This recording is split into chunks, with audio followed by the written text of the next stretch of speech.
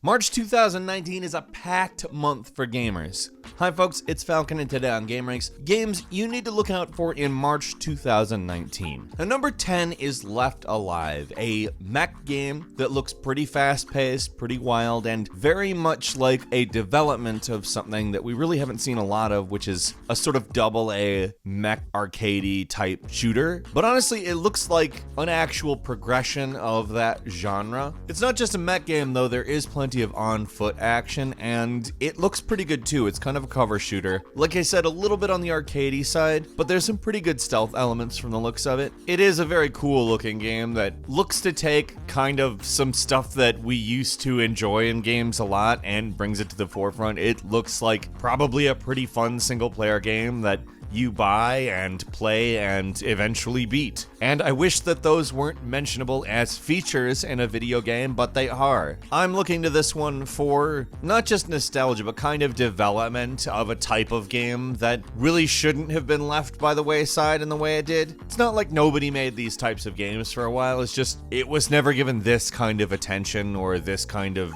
big release, and that's exciting for me. I look forward to playing this quite a bit. Left Alive is hitting Windows and PlayStation 4 on March 5th. Number 9 is Yoshi's Crafted World. Now, if you're familiar with Yoshi's Island and that whole series, all of the various directions it's taken over the years, I think you understand the basic premise. It's a platformer, and it uses the fact that it is crafted in both the visuals and the gameplay, as has pretty much every previous Yoshi title. This edition, like previous editions, is a 2.5D game, in this case pretty much taking place in a fully 3D world, and as such, it will contain elements where you go back and forth through planes, and the primary big addition to this version of the game is flipping the level.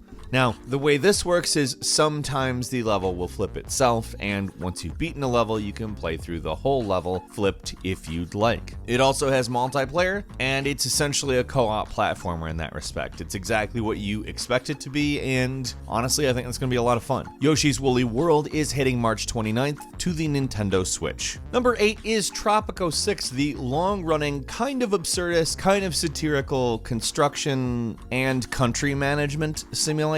Now, again, you assume the role of El Presidente, the leader of an island nation called Tropico down in the Caribbean. This builds on the ideas of Tropico V, where there's 4 eras: colonial, World War, Cold War, and modern. And it's not just a single island this time around. You actually get to build on several islands instead of one. And the developers have boasted about fully simulated citizens, in which your actions as El Presidente will have more of an effect on how the populace acts, whether they're productive or whether they literally have a revolution against you. So you have to be careful to balance things, not necessarily making them happy, but making it so that it seems like having a revolution would be dumb. You know, kind of like how real government works. Ah, simulation. I rather enjoy the Tropico series. I've played the 4th and the 5th one. I won't say that I've gone back all the way, but they're a fun game, and I'm quite interested to see where Tropico 6 takes it and how much new it introduces. That's hitting on PC on March 29th.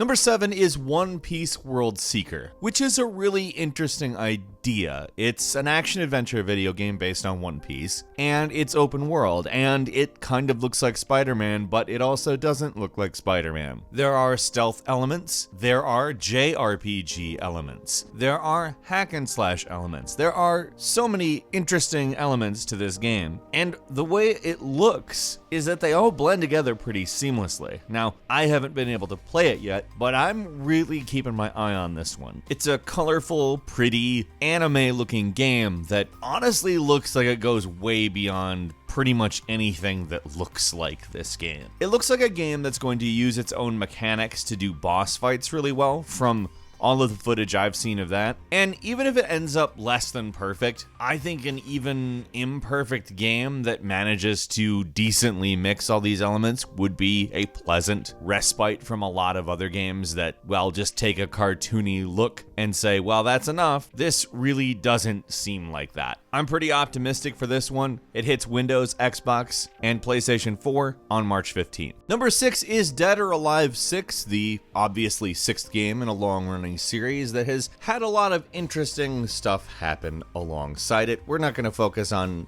any of the controversy, because why? Dead or Alive is actually a really fun fighting game, I always find. And they've gone ahead and added some new mechanics to bring in more beginners, but also introduce some mechanics that may vary the gameplay a little bit as well, like a break gauge, which builds up his character's attack. I think the roster is pretty good sounding. They've got a lot of the favorites, of course. There's 2 SNK fighters, including May, who was in Dead or Alive 5 last round, and they haven't announced the other SNK guests, but there are a couple of new ones as well, Diego and Nico, and the roster totals 26 playable fighters at the start. If you remember, Dead or Alive 5 had a core fighters free-to-play version. This game will also be doing that, which I think is cool. I just think that's a good idea. Dead or Alive 6 hits Microsoft Windows, PlayStation 4, and Xbox One March 1st. Number 5 is The Singing City, a game that comes to us from Frogwares that was originally going to be the actual official Call of Cthulhu game, but for whatever reason, their relationship with the publisher deteriorated, and they decided to move ahead on their own with a game that they're calling inspired by the works of H.P. Lovecraft. Now, to me, that's more interesting, because that leaves them some room to include some original elements, and honestly, they're a good developer that tells stories well. If you've ever played one of their Sherlock games, you know exactly what I'm talking about. Now, the environment that we have seen in this game is awesome. I think it looks honestly a little bit better than the actual Call of Cthulhu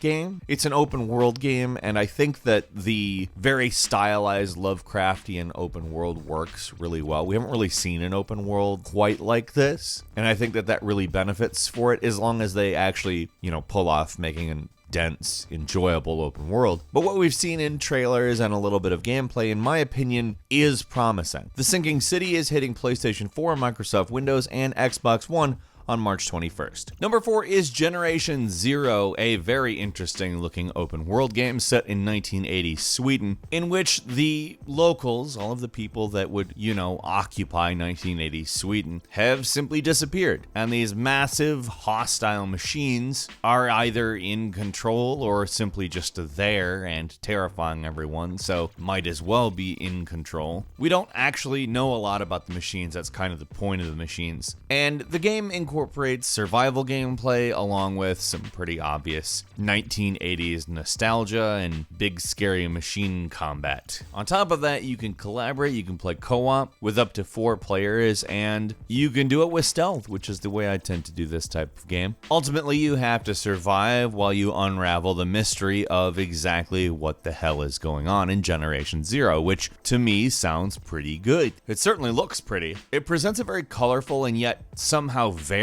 bleak looking world, which I love the idea that color can manage to not make something look happy. And I'm personally very excited to play this. It's by Avalanche Studios, you know them. They did Just Cause, they're good. It's hitting Windows and PS4 on March 26th. Number 3 is The Division 2, which let's go ahead and acknowledge some of the issues with The Division 1. First, it had a somewhat noticeable graphics downgrade from the announcement. It was a little less interactive, a little less, well, let's just say eventful than it was when it was announced. I think part of it is it kind of turned into a slightly more focused Ubisoft standard open world game. And the hope is it can break out of that mold for the sequel. Something they do think is going to set it apart is there are some more violent elements of it, ones that are actually netting it a mature rating. A couple of the more talked about examples of include hammer killings and drug kitchens, which although isn't necessarily like something to celebrate about, it is nice that they're allowing the game to have some kind of identity for itself, because that's kind of what was missing the first time around. It's not like the first was a bad game, it was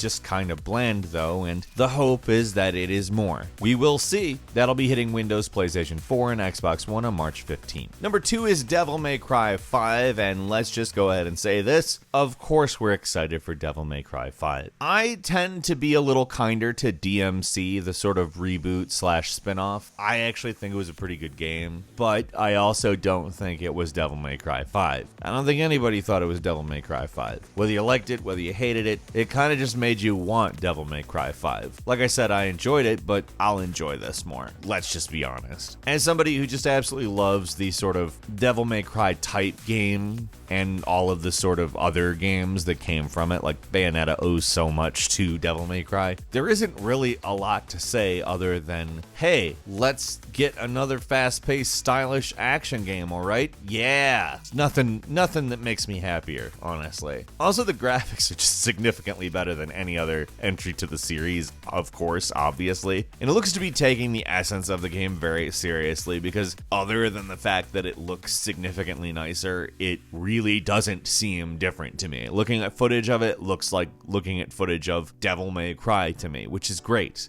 That's exactly what I want, and I have a feeling this game is going to be exactly what I want. Devil May Cry 5 hits Windows, PlayStation 4, and Xbox One on March 8th. And finally, number 1 is Sekiro: Shadows Die Twice, which may or may not have something to do with Tenku Stealth Assassin. Either way, it looks to take the Dark Souls formula, speed it up a bit, and add a grappling hook, and I am not complaining about that at all. It's also got a somewhat expanded color palette with a lot of deep reds in it, which looks pretty cool, I have to say. I just think this is going to be great. Honestly, like, just seeing every bit of footage of it just brings me a type of joy that From Software brings. Not necessarily a childish joy, for sure. They make pretty bleak games, but the grappling hook mechanic just looks incredibly fun. To add that into a Dark Souls-like game should be very interesting, and I cannot wait to play this game when it comes to PlayStation 4, Xbox One, and Microsoft Windows on March 22nd. And a couple of bonus games for you. A combo of Assassin's Creed 3 and Assassin's Creed 3 Liberation, both of which take place in the colonial US. Honestly, these are two of my favorite installments of Assassin's Creed. They really portray an interesting take on US history that you don't normally get, and they both look really good from what I've seen. It's amazing how a lot of it is held up because it's just remastered textures and better resolution from what I know. Also, The Walking Dead, the final season, episode 4, which although we're not 100% sure is the final Walking Dead episode ever, on account control has been handed over to the actual media company, the creator of Walking Dead. In theory, they're exactly who I would want to finish up the series if Telltale can't, and Telltale can't. They don't exist anymore. The episode title is Take Us Back, a re-release of Kirby's Epic Yarn, which is a fun platformer that came out back for the Wii and Wii U, which will be gracing the Nintendo 3DS on March 8th. The Danganronpa trilogy, which is obviously a bundle of the 3 Danganronpa games, which, for lack of an easy explanation, is kind of battle royale meets visual novel. It's interesting and definitely worth your time. That's hitting PS4 on March 26th. And finally, Toe Jam and Earl Back in the Groove, a game I've been anticipating for a while, personally, that looks to not tamper too much with the actual original formula, however, not deal with the technical limitations of the consoles at the time. As far as music, look, everything, it's pretty much here, and I cannot wait to dig into Toe Jam and Earl. That sounds bad, but whatever. It's good. It's coming to PC, PS4, Xbox One, and Switch March 1st. What games are you going to play this month? Give us a comment. Let us know what you're thinking. And if you enjoyed this video, please click like. If you're not subscribed, now's a great time to do so. We upload brand new videos every day of the week, and the best way to see them first is, of course, a subscription. So click subscribe, and don't forget to click the notification bell. As always, we thank you very much for watching this video. I'm Falcon. You can follow me on Twitter at FalconTheHero. And we'll see you next time, right here on gameranx.